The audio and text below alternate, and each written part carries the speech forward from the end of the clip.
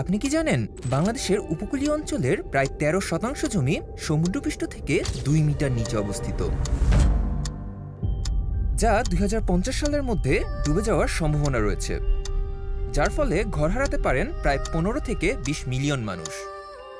2050 খুব বেশি দূরে না, বাকি মাত্র 25 বছর। চ্যালেঞ্জ আছে, কিন্তু সুযোগ অনেক।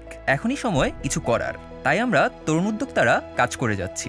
আমাদের একটি ইনিশিয়েটিভ হচ্ছে ক্লে ওয়াটার পিউরিফিকেশন ফিল্টার, যা 100% ন্যাচারাল এলিমেন্ট দ্বারা তৈরি।